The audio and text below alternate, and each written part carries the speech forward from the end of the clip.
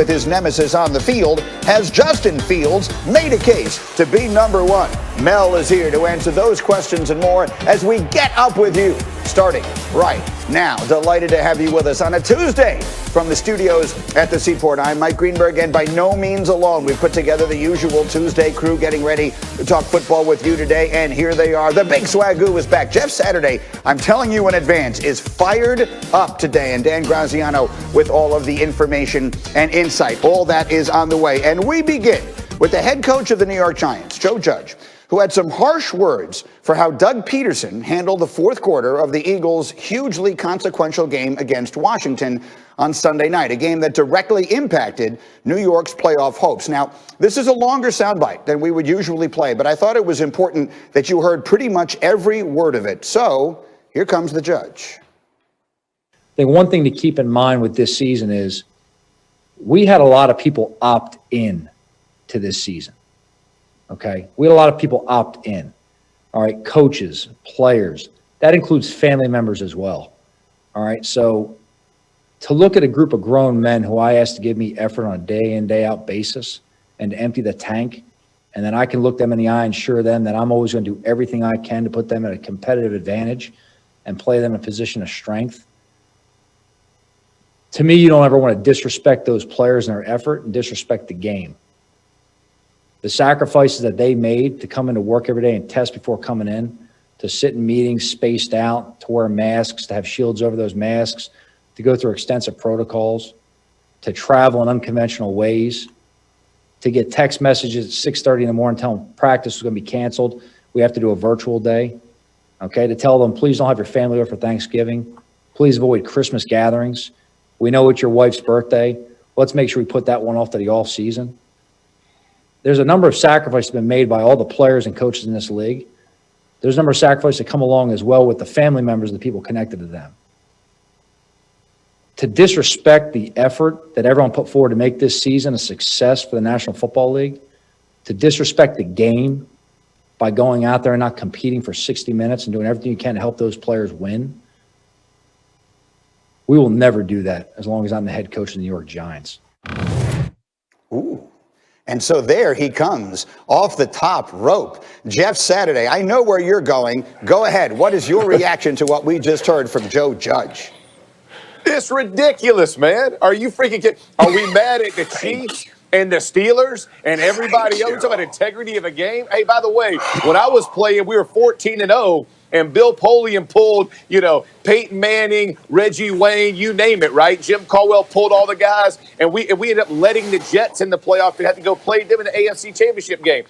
Look, Doug Peterson is in charge of the Philadelphia Eagles. That's it. He's not in charge of integrity of the game. He's not in charge of any of that. He had made the decision before the week of who he was going to play. Carson Wentz didn't even dress. Fletcher Cox isn't in the game. Like, we have made, this is a freaking joke that we're talking about. This is the integrity of the game. He decided he wasn't going to play for the win. There were a ton of teams on this weekend that didn't play. By the way, this is kind of like, for me, like rookies in the locker room. You should be seen, not heard. Rookie head coaches the same way for me, man. Like, are you kidding me? Like we hadn't even coached long. We won 6 games, and we're complaining about the other team who won 4 games not playing hard enough to get us in the playoffs. Man, I understand the people who should be upset are the Philadelphia Eagle players who want to win games. But to act like this is integrity of the league conversation is freaking ridiculous.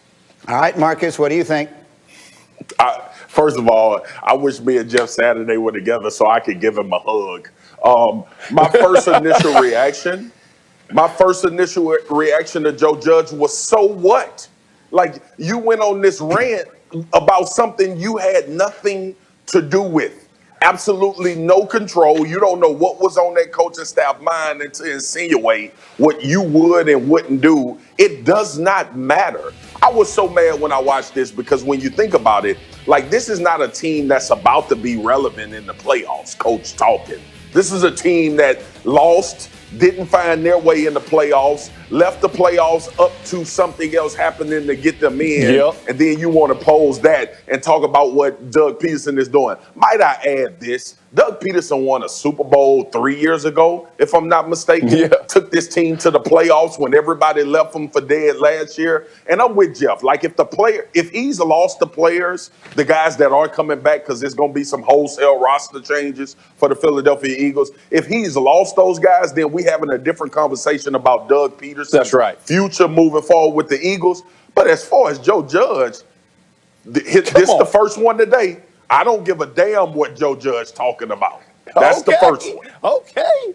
Can I just jump in the middle here? Because someone has to be the voice of sanity, Graziano, before I come to you. If the two of you were going to hug each other, you're going to have to squeeze me to death in between you, because I was going to jump in between and tell you both that you're out of your minds. First of all, there is no equivalence whatsoever between what the Steelers did, keeping Ben Roethlisberger healthy for a playoff game, and what the Eagles did, which is tanking the fourth quarter of a game that was consequential to other people. So that's the first thing. There is nothing at all similar about those two things. And the second part of it, Swagoo, is that Joe Judge, I think, is not just speaking for his team, which got left out, but the idea that everyone put together 255 3/4 games of football this year trying to win. And the Eagles, for reasons known only to them, decided to give Nate Sudfeld a senior day because he had been there 4 years and needed to get some snaps, like his mom and dad were standing at midfield with a bouquet of roses, as Ryan Clark said yesterday. So to me, Marcus, those are not the same thing at all. Okay, yep. Spoken like a guy that plays chess and drinks high-dollar wine. That's what you sound like right now. Listen, this ain't got a damn thing to do with Doug. Like, Joe Judge can say what he want to say about the integrity of the league. Everybody went through protocols. Everybody dealt with issues as this season went along. And if you want to talk about the integrity of the league, didn't I watch the Denver Broncos play without a damn quarterback? This is a different situation. Like that, look. This the bottom line, G. You can be mad. The New York Giants fans can be enraged. Joe Judge can be enraged. Doug Peterson is the head coach of the Eagles. He can do what the hell he want to do throughout a game. Right. And then, too, like nobody is talking about Jalen Hurts wasn't playing well. If we're talking about a comeback, it was about his legs. I understand it from that standpoint of where they were in the game. But Doug Peterson can get whoever he wants to get reps. The Eagles wasn't going to the playoffs. He let the dude play. That don't have nothing to do with anybody else. One of the reasons, by the way, that the kid Hurts wasn't playing well is that the Eagles basically sat half their starters in a weekend in which Matt Stafford, who should never have played because he had every injury in the world, was out there playing in a meaningless game, and Deshaun Watson was out there playing in a meaningless game, because in the NFL, they don't treat games like they're meaningless. Graziano, what are you hearing around the league in reaction to this? Yeah, the NFL is going to cancel the playoffs because of the damage that Doug Peterson did to the integrity. No, Thank you. Come on. Thank you, Graz. Thank you. The NFL wants everyone to play their guys and try as hard as they possibly can to win every game. That's why they reconfigured the schedule a couple of years ago to put division games in weeks 16 and 17 to try and incentivize teams to put their guys on the field and reduce the incidence of, like what you said with Pittsburgh not playing their guys because they're resting them for the playoffs. But it still happens. And the NFL's not going to do anything about it because at the end of the day, the Philadelphia Eagles have every right to decide who should play quarterback for them and in which quarter. Doug Peterson said publicly last week that he was going to get Nate Sudfeld some snaps in this game. It's not something he said, oh, look up, we're too close to winning. We better try to lose. Let's put Sudfeld in the game because obviously he's completely incompetent and a white flag. And if we put him in the game, we have no chance to win. That's not what happened, right? So I don't. People get upset. This happens all the time. And there is a similarity to what the Steelers did, and the similarity is the effect it has. The effect it has is it's easier for the other team to win the game when you don't put your best guys on the field. Yes, but the Steelers are making sure that they're giving themselves the best chance they have to win the Super Bowl this year. The Eagles were not doing anything of that kind. To me, that's the difference. Go ahead, Marcus, final word, real quick. I just wanted to say, Graz, you know what? Me and Jeff tried to explain this to everybody. Just let them be don't hit them with facts, Graz. Just let them be in their feelings and their emotions. Just tell them next year, win enough games so you can go to the damn playoffs and not have to worry about Doug Peterson playing Suffield. That's right. I will stand alone on this one because, like most geniuses, I will not be truly appreciated until long after Yeah, like my that time. tie the Eagles had. All right, let's move it forward. Following Washington's win on Sunday, their star pass rusher, Chase Young, was very clear that he's ready to face Tom Brady and the Bucs in the wild card round. Take a listen, and then you will hear from Buccaneers coach Bruce Arians. Tom Brady, I'm coming. I want Tom. We'll have our hands full, but that it's one of those games where you better watch what you wish for. Okay. And Jeff Saturday, go ahead, Jeff. Take the floor.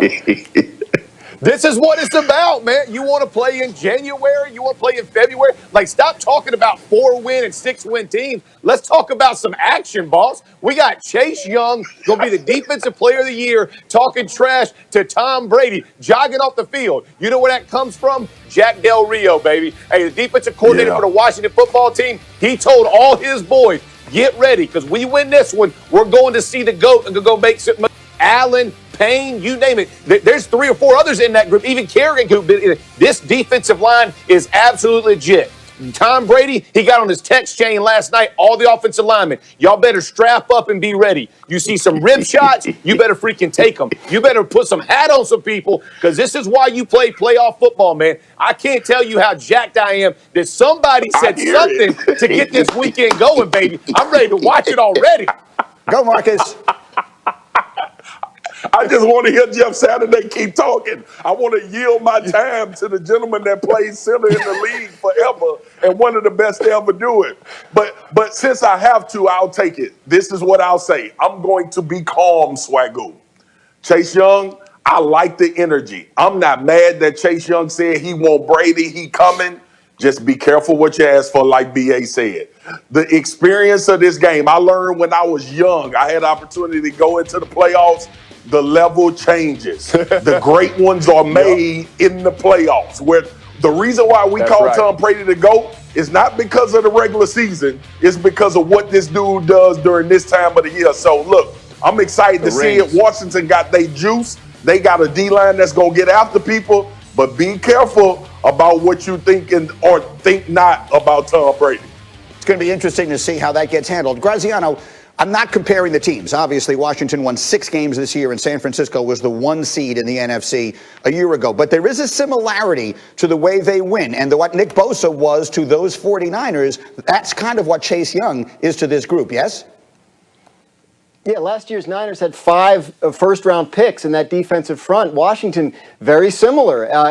Yes, Chase Young was the last piece of the puzzle that unlocked that, and they are a they're a 7-win team, yes, but they're a legitimately great defense that has really caused a lot of problems for a lot of people, and that could include Tom Brady, who, he's not mobile. If Washington has a plan to get after Tom Brady, they may be able to do it. Chase Young was a year old when Tom Brady was drafted. Since he played Pop Warner football and high school football, he's been thinking about sacking Tom Brady. That's his dream. He's excited. When you ask these kids at the Combine every year, who are you looking forward to sacking the most? They all say Tom Brady. This is a dream come true for Chase Young, no matter how it goes. Now, look, this was the matchup everyone said the Buccaneers were playing for. They wanted to get the champion of the NFC East in this first round by playing last week. Now they got him. Maybe they should be a little careful what they wish for as well. All right, Graziano, let's run the hurry up looking at a few situations from around the league. Let's talk about the Buccaneers and Mike Evans. Yeah, Mike Evans left Sunday's game with an